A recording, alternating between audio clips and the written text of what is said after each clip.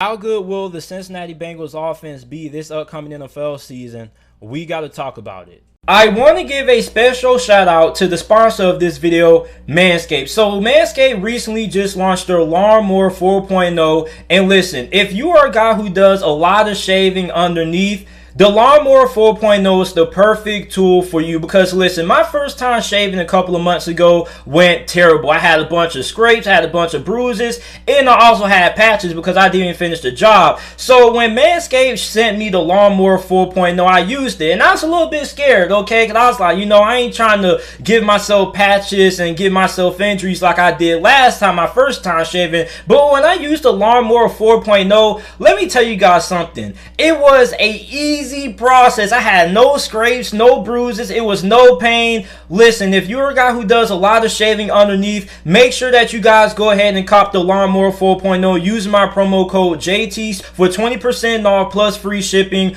off your Manscaped purchase. Once again, make sure that you guys use promo code JT for 20% off your purchase plus free shipping. Your balls will thank you. Last year, the Cincinnati Bengals offense, after Joe Burrow suffered that season-ending injury against the Washington football team, pretty much went down the drain. They finished last year ranked dead last in pretty much every statistical category on offense. They were 29th in the NFL in points per game with 19.4, 30th in yards per game, 27th in pass yards per game, and 23rd in rushing yards per game. So, obviously, with Joe Burrow coming back fully healthy, that's drastically going to improve the offense because last year, Joe Burrow played like a seasoned veteran, and I believe that Joe Burrow and Justin Herbert already are top 10 quarterbacks. A lot of people disagree with the fact that I think Joe Burrow and Justin Herbert are top 10 quarterbacks because they say, JT, is too early to consider Joe Burrow and Justin Herbert are top 10 quarterbacks. Like, you need more time. Like,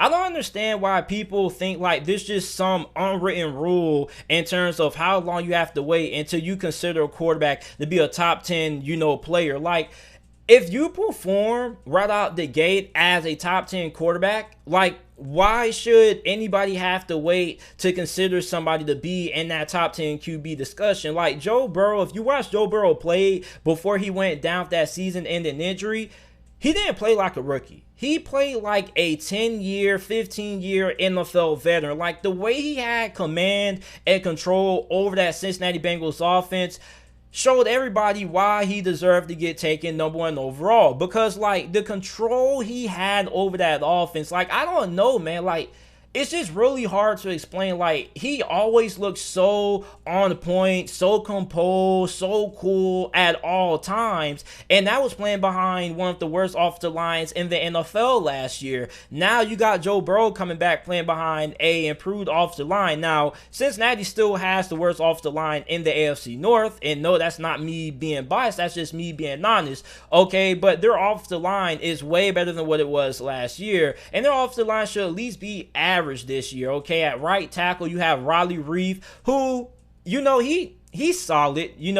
You probably will look to upgrade from him next year in free agency or via the draft, but Raleigh Reef is a solid option. Then you got right guard Quentin Spain. At center, you're most likely going to have Trey Hopkins starting. Left guard is going to be decided between rookie offensive guard Carmen Jackson, who they drafted in the second round of this past year's NFL draft out of Clemson. He was one of my favorite offensive lineman prospects in the draft, and Michael Jordan. But I think Carmen Jackson most likely is going to end up starting at left guard. Then at left tackle, you have Jonah Williams, who pretty much was the Bengals' best offensive lineman last year. So the Bengals, like I said, the offensive line still is a work in progress, but it should at least be average at best is what you're hoping for as a Bengals fan. Now, a lot of people say that the offensive line was the reason why Joe Burrow got injured, which, is a large reason why he got injured, but also you got to look at it like this. They didn't really have a run game. They were 23rd in the NFL in rush yards per game allowed, and the main reason for that was because Joe Mixon only played in 6 games. And in those 6 games, he ran for 428 yards, 3 touchdowns while averaging 3.6 yards per attempt. So with Joe Mixon coming back, Joe Burrow isn't going to have to carry the Cincinnati Bengals offense on his shoulders like how he did last year. Like, Joe Burrow pretty much was airing it out for Cincinnati. So with the run game back, Joe Mixon back, and now approved offensive line, this offense has potential to be an outside looking in of a top 10 unit. Now, with the offensive line being, average at best, I'd say the Bengals will probably rank around 13th or 14th offensively this year, because this wide receiving group is off the freaking chain. Like, I believe that the Bengals have a top 10 wide receiver room in the NFL. You look at rookie Jamar Chase, who you drafted 5th overall over Penny Sewell, which was pretty much debated all offseason who the Bengals should draft. Should it be Sewell? Should it be Chase?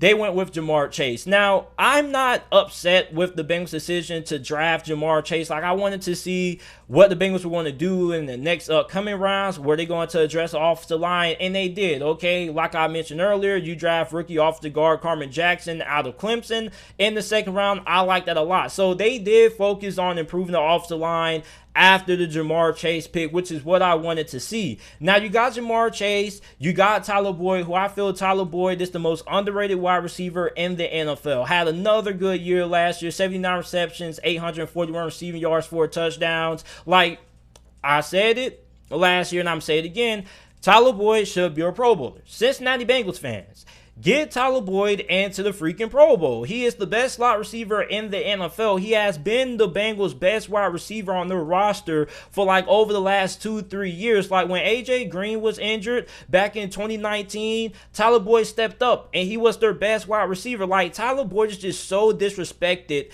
when it comes to the majority of the NFL. Like, outside of Cincinnati Bengals fans, a lot of people don't know how good Tyler Boyd is, and it's really, it really irks me. Like, Tyler Boyd is the best slot receiver in the NFL. He deserves way more recognition than what he gets outside of Cincinnati. Then you have T. Higgins, who had, one of the best rookie years for a wide receiver last year. 67 receptions, 908 receiving yards, and 6 touchdowns. And I feel like his rookie season was kind of overlooked when you look at all of the success that Justin Jefferson had. But if we're going on production, Justin Jefferson, best rookie wide receiver last year. I think second behind him was either Chase Claypool or T. Higgins, either or. But T. Higgins was really good last year. So also you got tight end Drew Sample. He had 40 receptions, 349 receiving yards, and a touchdown. So Joe Burrow is going to be in a way better situation offensively than what he was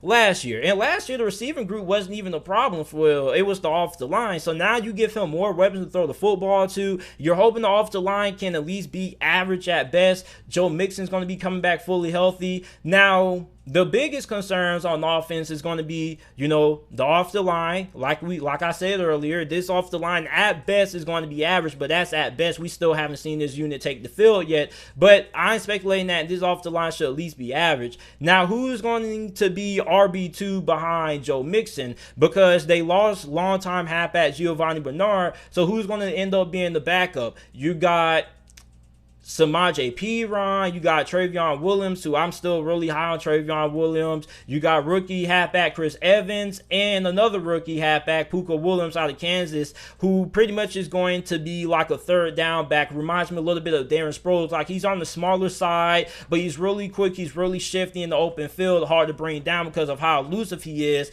So this Bengals offense has a lot of talent. It all comes down to the offensive line. This is going to be an offensive line that's going to be playing in the AFC North Division that has 3 teams who have top 10 defensive lines. The Cleveland Browns have a top 10 defensive line. The Pittsburgh Steelers have a top 10 defensive line. And the Baltimore Ravens have a top 10 defensive line. So for Cincinnati, I'm not expecting, for this offense to be as bad as what it was last year, especially with Joe Burrow healthy. I think this offensive line should be, decent. But how are they going to hold up against guys like Myles Garrett, TJ Watt, and the Browns and the Ravens?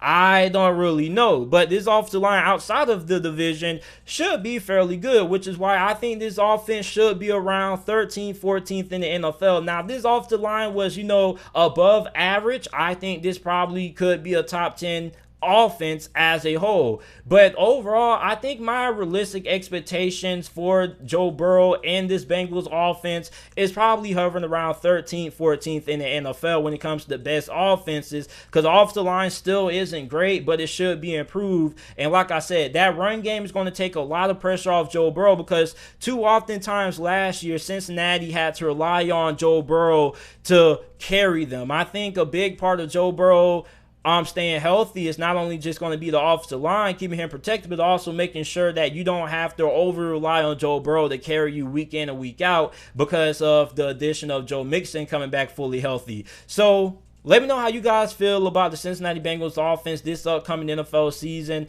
Make sure that you guys like the video, subscribe to the channel for more NFL videos and content, and thanks for watching.